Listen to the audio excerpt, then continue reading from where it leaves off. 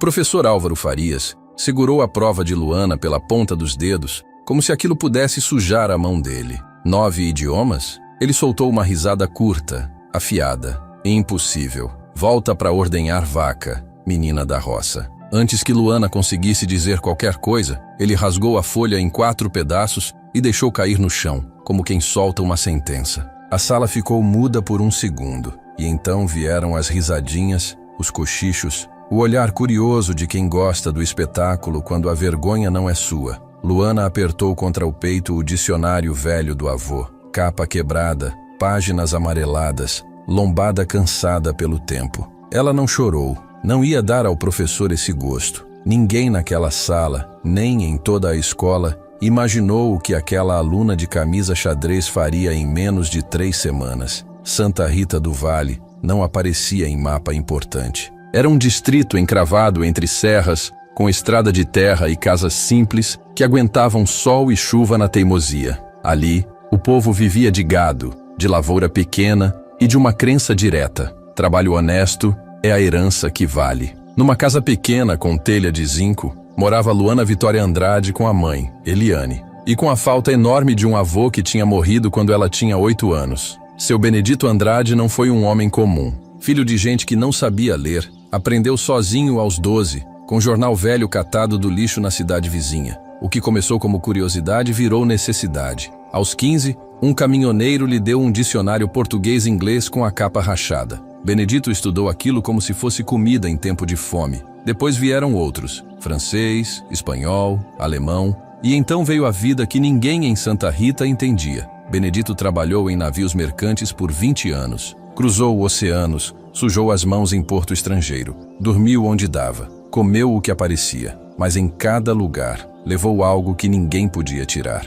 palavras. Aprendeu mandarim em Xangai, árabe em Casablanca, japonês em Yokohama, russo em Vladivostok, italiano em Nápoles. Não para se exibir, para sobreviver, para conversar, para abrir portas que sempre fechavam na cara de um homem sem sobrenome importante e sem dinheiro. Quando voltou para o distrito, já perto dos 50, trouxe um baú cheio de dicionários, cadernos com anotações em alfabetos diferentes e uma frase que repetia como oração: "Conhecimento não tem dono, minha filha. Você não precisa de permissão de ninguém para aprender." Luana foi a aluna mais firme dele. Desde pequena, sentava ao lado do avô na varanda, repetindo sons que pareciam de outro mundo. Benedito tinha um jeito estranho, mas que funcionava. Ligava cada idioma a uma cor, a uma emoção, a uma textura. Alemão é marrom, firme como tronco. Japonês é branco, preciso como lâmina. Árabe é dourado, como dunas andando, ele dizia. Não decora, Luana. Sente o idioma. Cada língua tem um coração diferente. Com 8 anos, Luana falava português, inglês, francês e espanhol com facilidade. Entendia bem o alemão e já começava a ler caracteres básicos do mandarim. Aí veio a doença, silenciosa, cruel. Benedito ignorou por meses, teimoso, achando que era cansaço. Morreu numa tarde de outubro, com a mão da neta entre as dele. O dicionário de capa quebrada estava na mesinha. "Tudo tá aqui", sussurrou. "E aqui." Ele tocou a testa dela, depois o peito. "Nunca deixa ninguém dizer que você não consegue." Eliane, a mãe, via aquela relação com orgulho e com medo. Ela mal tinha terminado o fundamental. Limpava a casa na cidade vizinha. Saía antes do sol e voltava de noite. Não entendia as línguas que a filha murmurava lavando louça, mas reconhecia a chama. "Teu avô era diferente", disse numa noite. Mas o mundo nem sempre entende gente diferente. Vai com cuidado. Luana só entendeu essa frase anos depois, quando fecharam a escolinha rural por falta de verba. Se quisesse seguir estudando, precisava ir para a cidade, para o Colégio Central Santos Dumont, a 3 horas dali. Eliane conseguiu emprego como doméstica na casa de uma família com dinheiro. Deram um quartinho nos fundos, um salário apertado e a condição de não atrapalhar. Eliane aceitou, porque mãe aceita o que for quando a alternativa é ver um sonho morrer. No primeiro dia de aula, Luana levantou antes do amanhecer. Vestiu a melhor roupa, camisa xadrez vermelha comprada usada, jeans gasto mas limpo, sapato remendado tantas vezes que já tinha perdido o formato. Botou o caderno novo na mochila e, acima de tudo, o dicionário do avô. O colégio central parecia outro mundo. 3 andares, colunas claras, Pátio grande onde os alunos se juntavam como se cada roda tivesse dono. Luana viu a divisão na hora. Filhos de empresários com uniforme perfeito e celular caro, a classe média tentando parecer igual, e um grupo pequeno de bolsistas com a cara de quem pisa em chão emprestado. Quando ela entrou na sala, as conversas cortaram. 30 pares de olhos mediram dos pés à cabeça. Uma garota bem arrumada na primeira fila soltou uma risada e disfarçou como tosse. Luana foi até uma carteira vazia no fundo, perto da janela. Organizou os cadernos com cuidado e deixou o dicionário num canto da mesa, como amuleto. Dali, ela via bem longe as serras. Se apertasse os olhos, quase enxergava Santa Rita. A porta abriu com um golpe seco. Entrou Álvaro Farias como quem entra num reino. Alto, magro, cabelo grisalho penteado para trás, terno caro, olhar de homem acostumado a ser obedecido. "Bom dia", disse, sem olhar para ninguém em particular. "Sou o professor Farias. Há 27 anos dou aula de idiomas aqui. Português, inglês e francês." Fez uma pausa, teatral. "E antes que alguém pergunte, ninguém aprende idioma em um semestre, nem em um ano. Com disciplina vocês aprendem o básico para não passar vergonha quando viajarem."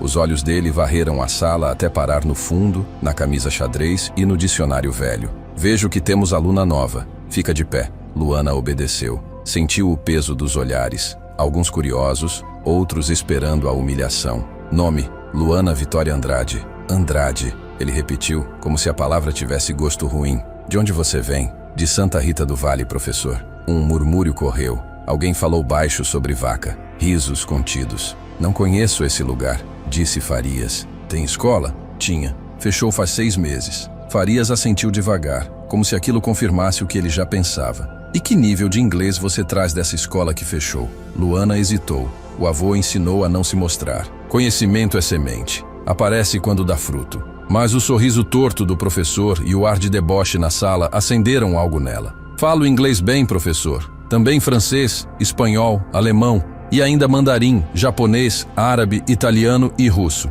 O silêncio caiu pesado. Farias piscou devagar. A incredulidade virou ofensa, como se Luana tivesse insultado a vida dele. 9 idiomas? Ele cuspiu. "Uma menina do interior acha que vai me convencer com isso." "Eu só respondi sua pergunta, professor." O clima esticou. Os alunos pararam de rir. Até quem a olhava com desprezo ficou desconfortável. Eles já tinham visto Farias humilhar outros, mas daquela vez era pessoal. "Senta", ordenou, "e traz esse dicionário aqui na minha mesa." Luana levantou com as mãos tentando não tremer. Foi até a frente. Cada passo parecia eco. Colocou o dicionário na mesa. Farias pegou com 2 dedos, como se fosse pegar doença. "Edição antiga", leu. "E com isso você aprendeu 9 idiomas?" "Com isso meu avô começou. Depois vieram outros." "Teu avô era linguista? Professor? Acadêmico?" "Era marinheiro. Viajou 20 anos." As risadas voltaram. Farias deixou crescer. "Um marinheiro? Olha, Andrade, eu entendo que você queira aparecer,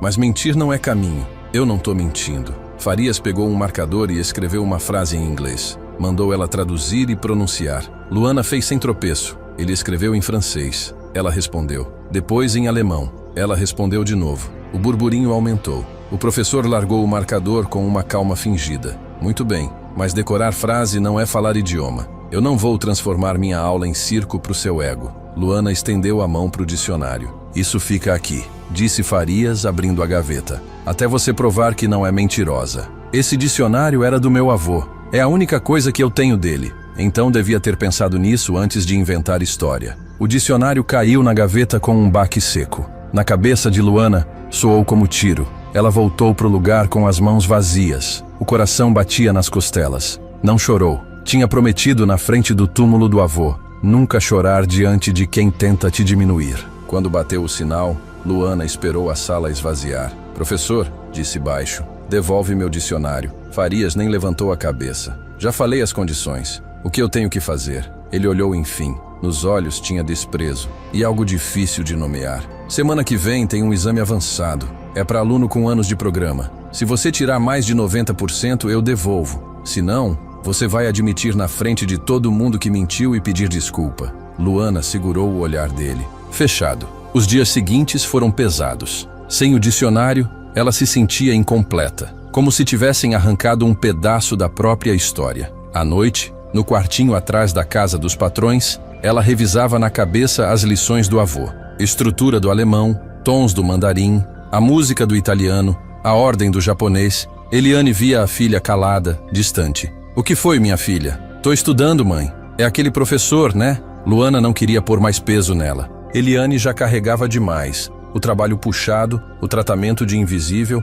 a culpa de não conseguir dar mais. Naquela noite, Eliane sentou do lado dela. As mãos ásperas, machucadas de produto de limpeza, seguraram as mãos de Luana. Teu avô foi o homem mais inteligente que eu conheci, disse, mas também era teimoso. Achava que conhecimento protegia de tudo, e não protegeu. Morreu pobre, num lugar esquecido. Mas ele foi feliz, mãe. Eliane engoliu seco. Eu só quero que você tenha cuidado. O mundo nem sempre premia quem sabe. Às vezes, castiga quem ousa mostrar. O exame chegou numa sexta. 12 alunos sentados, quase todos mais velhos, seguros de si. Farias ficou perto da janela, braços cruzados. Pessoal, anunciou, hoje temos uma convidada especial. A senhorita Andrade de Santa Rita do Vale diz que fala 9 idiomas. O sarcasmo escorria. Ninguém aplaudiu. Uma garota de cabelo escuro na frente olhou para Luana com uma compaixão silenciosa. A prova tinha 5 partes: inglês, francês, alemão, italiano e espanhol. Leitura, gramática, tradução e uma parte oral. Luana não tinha dicionário, nem lápis novo, só um lápis gasto e a memória de milhares de horas na varanda de Santa Rita. 3 horas, disse Farias, ligando o cronômetro. Comecem. Luana leu cada questão com calma. Tinha pegadinha, duplo sentido, palavra feita para confundir. Só que ela não aprendeu em sala perfeita. Aprendeu com um homem que usava a língua em feira, em porto, em bar, em noite fria, em que uma palavra certa evitava briga ou ganhava um prato de comida. Ela escreveu, fluiu, trocou de idioma, como quem entra em cômodo conhecido. Terminou antes e revisou 3 vezes. Na parte oral, Farias chamou ela por último. Luana esperou no corredor até o sol começar a cair. Quando chamaram, ela entrou na sala dele. Diplomas na parede, estante cheia, mesa grande. E em cima da mesa, o dicionário de Benedito, como troféu. Vamos rápido, disse Farias. Vou te perguntar em vários idiomas. Você responde no mesmo. Se demorar mais de 5 segundos, perde. Se errar feio, perde. Entendeu? Entendi. O que veio depois foi um interrogatório para quebrar ela. Farias pulava do inglês para o francês, do alemão para o italiano, do espanhol para o mandarim, procurando uma brecha. Só que Luana não respondeu com frase decorada. Ela respondeu com história, com porto, com gente, com o que era real. Falou de uma vila no país de Gales, onde o avô entendeu que cada idioma que morre é uma biblioteca queimando. Falou de pescadores em Marsella que dividiam comida com desconhecido. Falou de uma família em Hamburgo que ensinou que pontualidade é respeito. Falou de Nápoles, onde o italiano vira canto até para pedir informação. E falou do Brasil e da saudade, essa tristeza doce que não cabe direito em outras línguas. Farias, sem perceber, parou de caçar erro. Começou a ouvir. Depois vieram os outros. Mandarim, japonês, árabe, russo. Luana falou de cerimônia do chá, de mono no aware, de hospitalidade no deserto, de noites geladas em que gente divide vodka e verdade. Quando acabou, o relógio marcava 6. Lá fora, o céu estava laranja. Farias olhou diferente, quase sem defesa. Quem te ensinou isso? Meu avô, um marinheiro que entendeu que idioma não é só palavra, é jeito de ver o mundo. Farias tocou o dicionário com a ponta do dedo. Resultado na segunda, disse, voltando para a própria rigidez. Pode ir. E meu dicionário? Segunda, Andrade. O fim de semana foi tortura. Luana ajudou a mãe na casa dos Morais. Não batiam nela, mas também não olhavam como igual. Tinha lugar proibido. Sala de jantar para a família, cozinha e quartinho para os empregados. No domingo à tarde, Bia, a filha mais nova, entrou na cozinha. Você é a menina da prova, né? Como você sabe? Meu primo estuda no Santos Dumont. Ele disse que todo mundo tá falando de você. Bia não parecia cruel, só curiosa. É verdade que você fala esses idiomas? Luana assentiu. Me ensina alguma coisa, pediu. Só dizer oi em japonês. Luana hesitou. Aí lembrou do avô. Conhecimento é água. Se guarda, apodrece, se reparte, dá vida. Konnichiwa, disse. E de manhã, Ohayo gozaimasu. Bia repetiu torto e riu. A dona da casa entrou bem nessa hora. O rosto endureceu, quase imperceptível. Bia saiu, mas antes cochichou. Você é incrível, sério. Aquela gentileza ficou no peito como faísca. Na segunda, chovia. Luana chegou encharcada. No mural do segundo andar tinha um monte de aluno. Quando ela se aproximou, abriram espaço. Ela procurou o nome. Resultados do exame avançado. 1. Luana Vitória Andrade, 98,7%. 2. Mariana Azevedo, 94,2%. 3. Gustavo Nogueira, 91,8%. O ar faltou. Ela não só passou, ela ficou em primeiro, e com folga. Mariana, a garota de cabelo escuro, veio com um sorriso sincero. Parabéns. Eu estava há 3 anos em primeiro. Não me incomoda perder para alguém assim. Luana apertou a mão dela. Obrigada. Subiu até a sala de Farias. Bateu. Entrou. O professor estava sentado, mais velho, mais cansado. O dicionário estava aberto na mesa. 98,7%, ele disse sem levantar a cabeça. A maior nota da história desse exame. Luana ficou parada. Farias levantou o olhar e, pela primeira vez, a vergonha apareceu sem máscara. Você sabe quantos anos eu estudei para ter minhas credenciais? 30. 30 anos de universidade, certificado, congresso. Eu falo 4 idiomas e me achava grande coisa. Aí chega você, menina de um lugar que nem aparece no mapa, e me obriga a ver o que eu não queria aceitar. Luana respirou devagar. O senhor fala 4 idiomas, professor. Isso não é pouco. Ele apertou a boca, como se essa frase doesse mais que ofensa. Eu tirei de você a única coisa que tinha do seu avô. Eu te humilhei. Luana olhou direto. Meu avô dizia que vingança é um idioma que só fala quem não conhece nenhum melhor. O silêncio se esticou. Lá fora, a chuva começou a aliviar. Farias estendeu o dicionário. Isso é seu. Eu nunca devia ter pegado. Luana pegou com as 2 mãos. Sentiu o peso familiar. Como se Benedito, em algum lugar, respirasse tranquilo.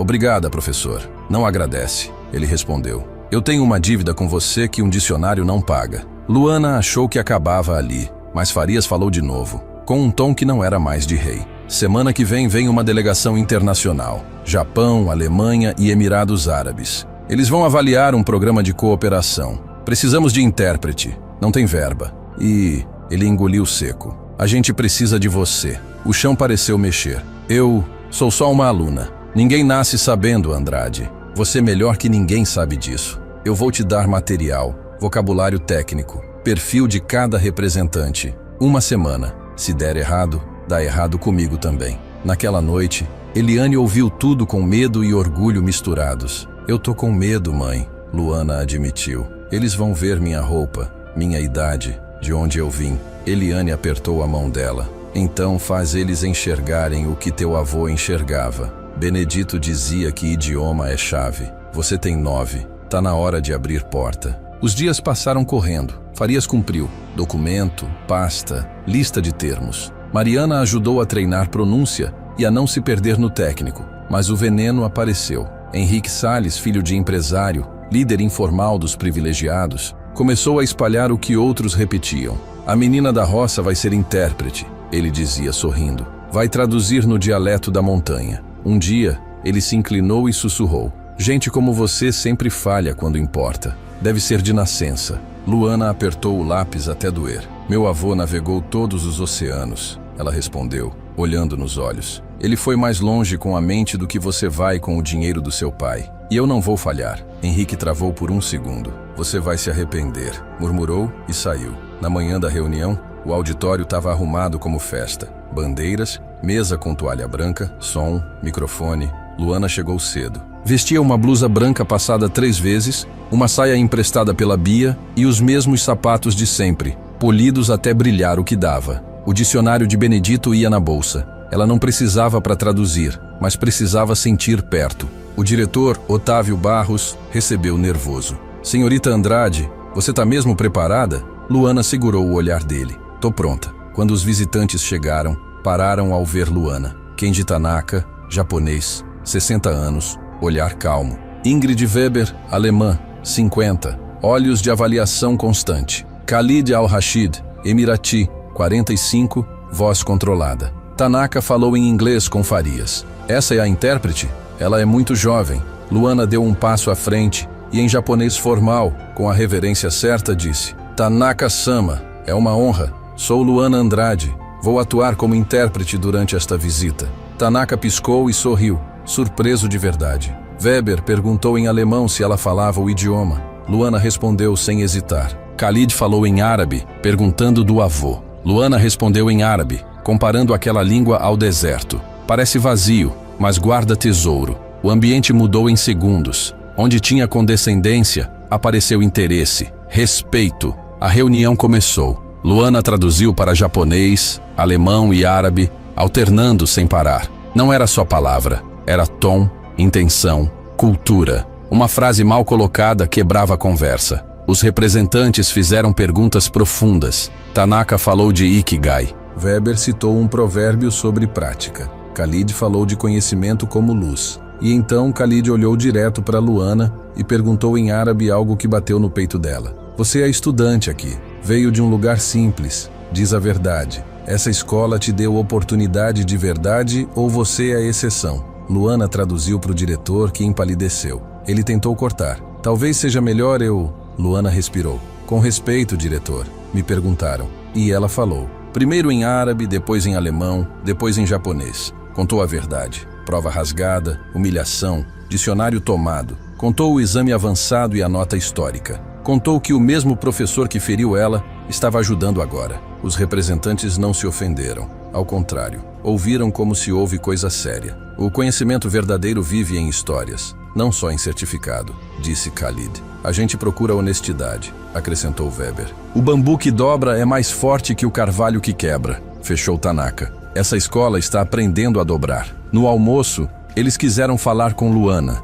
Perguntaram do avô de Santa Rita, de como ela aprendeu. Ela respondia no idioma de cada um com naturalidade. A calma quebrou com gritaria na entrada. Henrique Salles discutia com a segurança. Eu tenho direito. Meu pai é do conselho. E querendo atenção, ele jogou o que podia machucar mais. Vocês sabem quem ela é? A filha da empregada. A mãe dela esfrega chão por troco. Ela não pertence aqui. Isso é teatro. O silêncio foi brutal. Luana sentiu o olhar de todo mundo em cima. O rosto esquentou, mas ela não abaixou a cabeça. Khalid deu um passo à frente. O português dele era firme. Eu já conheci reis e presidentes, disse. Sabe o que os grandes têm em comum? Não precisam humilhar ninguém para se sentirem altos. Não confundem sobrenome do pai com valor. Weber falou devagar. No meu país a gente julga pelo que se constrói, não pelo que se herda. Essa menina construiu algo real. Tanaka olhou Henrique como se tivesse vergonha por ele. O diretor, tremendo,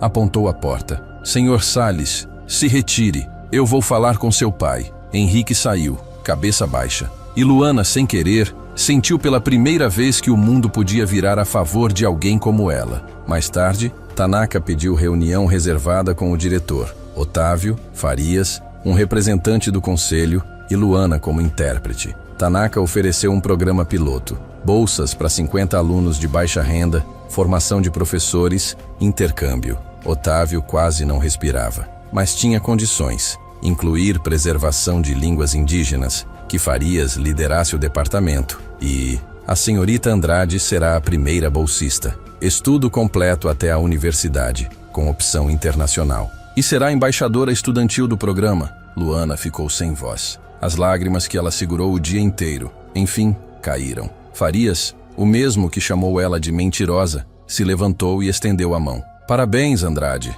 Você mereceu. Obrigada, professor. Não agradece a mim, ele disse. Agradece ao teu avô. Naquela tarde, quando tudo acabou, Luana foi para o pátio vazio. O céu da cidade tinha cores que lembravam Santa Rita. Ela tirou o dicionário da bolsa e abriu ao acaso. Na margem, com letra tremida, tinha uma nota de Benedito que ela não lembrava de ter visto. Para Luana, minha intérprete favorita. Que essas palavras te levem mais longe do que eu fui. Luana fechou os olhos. Eu consegui, vô. Sussurrou. Eu abri as portas. Dias depois, na sala, Farias pediu silêncio e pediu desculpas na frente de todo mundo. Sem desculpa pronta. Sem teatro. Reconheceu preconceito. Disse que conhecimento não tem fronteira social. Os alunos passaram a olhar Luana diferente. Alguns com admiração, outros com vergonha. Na saída, Henrique esperou sozinho. Disse que o pai obrigou ele a pedir desculpa. Luana ouviu e respondeu tranquila. Eu não preciso de desculpa obrigada,